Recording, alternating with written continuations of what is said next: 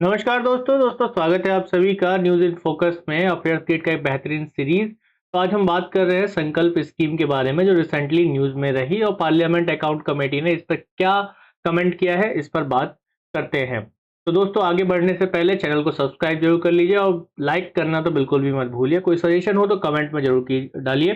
तो अभी recently PAC यानी कि पब्लिक अकाउंट कमेटी जो कि एक पार्लियामेंट की एक इम्पॉर्टेंट कमेटी होती है, हम लोगों ने इसे पॉलिटी के क्लासेस में काफ़ी पढ़ा है, समझा भी है, जाना है। तो इसने एक चिंता दिखाई है किस चीज़ को लेकर कि पार्लियामेंट्री लोक जो पब्लिक अकाउंट कमेटी है, इसका मानना है कि संकल्प योजना काफ़ी स्लोली काम कर रहा है, बहुत स्लो चल रहा है, वो अपने टारगेट तक नहीं पहुँच पाएगा, बहुत स्लो पेस में ये चल रहा है।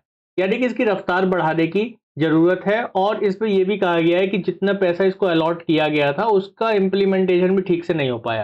तो ऐसा क्यों कहा है? ऐसा इसलिए कहा है क्योंकि रिसेंटली हमने देखा कि कैग की एक रिपोर्ट क्या आई, ठीक है? कैग ने जो कंट्रोलर एंड ऑडिटर जनरल है, इसको हम बहुत अच्छे से जानते हैं, कैग ऑफ इंडिया की रिपोर्ट आई और इस रिपोर्ट में ये कहा गया कि जितना भी पैसा अलॉट किया गया है संकल्प स्कीम के लिए ना, संकल्प स्कीम के लिए जितना भी पैसा अलॉट किया गया है उसका केवल और केवल 44% ही क्या हो पाया है, यूज हो पाया है, खर्च हो पाया है। इसका मतलब है कि योजना को जमीनी स्तर पर उतारने के लिए जितना बजट था, उस बजट का आधा हिस्सा भी बिना इस्तेमाल किए रह गया है। यानी कि आप मान लीजिए लगभग आधा, तो 50% आधा होगा, लेकिन 50% भी यूज नहीं हो पाया है, ऐसा कैग का कहना है, जिसको लेकर पीएससी ने कमेंट किया है।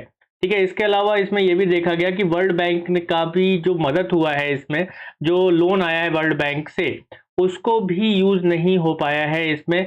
यानी कि इस योजना में विश्व बैंक की मदद से चलाया जा रहा है। ये योजना किसके? वर्ल्ड बैंक की हेल्प से इस स्कीम को चलाया जा रहा है। और रिपोर्ट में ये बात सामने आई है कि वर्ल्ड बैंक से मिली जो हेल्प है उसका बड़ा हिस्सा बिना खर्च किए ही पड़ा हुआ है।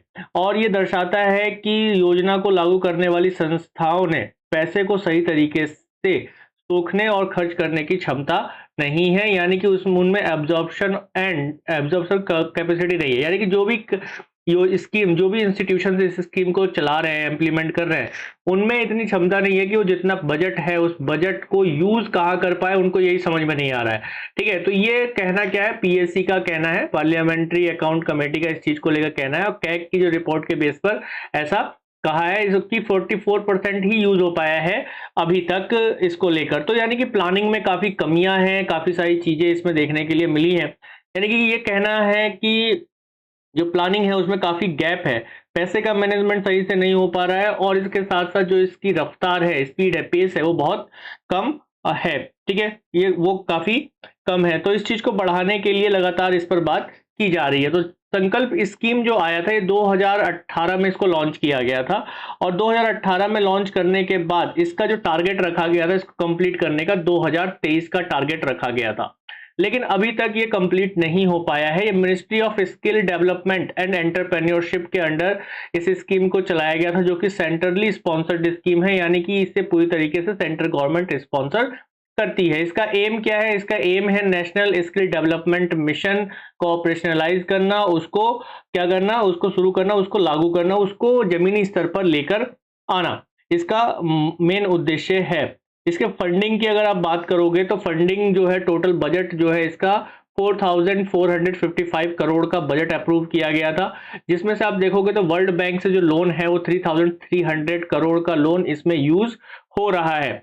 लेकिन अगर देखा जाए इस रिपोर्ट के अकॉर्डिंग तो इसका भी यूज अभी तक पूरी तरीके से नहीं हो पाया। यानी कि ये पैसा जो है, ये जो भी लोन आया या लोन पैसा है या इसका जो फंड है पूरा, वो फंड इसी तरीके से डिफंक्ट पड़ा हुआ है, उसका कोई ऐसे यूज नहीं हुआ है। जब तक यूज नहीं होगा तो उसका रिजल्ट हमें क्या दिखाई देगा, उसका डेवलपमेंट हमें क्यों दिखाई देगा? यानी कि इन्वेस्टमेंट ही नहीं हुआ है तो उसका रिजल्ट हमें कुछ ऐसा खासा दिखाई नहीं दे रहा है। तो इसका जो टाइमलाइन है, हमने जैसे अभी देखा कि इसका टाइमलाइन क्या है, मार्च 2023 तक ओरिजिनली इसको क्या था, कंप्लीट करना था, यानी कि सबको स्किल डेवलप कर देना था। और लेकिन अभी इसको जो बढ़ा के कितना, मार्च 2024 तक भी कर दिया गया। लेकिन उसके बाद भी हम ये देख रहे हैं कि अभी तक इसका किसी भी तरीके से कंप्लीशन या कह दें कंप्लीट हो गया है, ऐसा हम नहीं कह सकते। ऐसा पीएससी का कहना है, यानी कि पब्लिक अकाउंट कमेटी है पार्लियामेंट की, उसने इस पर बात की है। इसके कोर ऑब्जेक्टिव्स क्या है अगर हम देखें तो इंस्टीट्यूशनल स्ट्रेंथिंग की बात इसमें की गई है, या कैपेसिटी बिल्डिंग नेशनल, स्टेट और डिस्ट्रिक्ट लेवल पर, including support district skill committee and Mahatma Gandhi national fellowship के साथ मिलकर राष्ट्रीय, राज्य और जिला स्तर पर निर्माण क्षमता को बढ़ाना।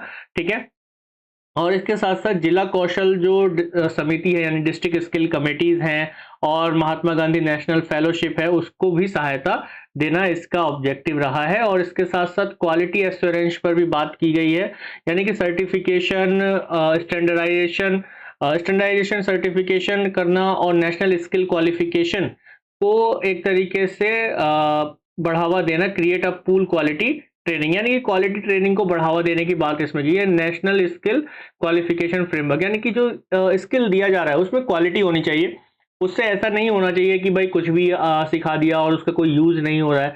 तो यहाँ पे स्किल डेवलपमेंट की बात ओवरऑल हो रही है संकल्प में। फिलहाल इसमें जो फोकस किया गया, किन सोशल एरियाज पर फोकस किया गया है, तो आप देखिए focusing on increase the participation of women, SC/ST and person with disabilities in vocational training. Vocational training में जो फोकस एरिया है सोसाइटी का, वो women, SC/ST, personal with disability, इन पर ज्यादा फोकस बढ़ाने की बात इसमें की जाती रही है लगातार।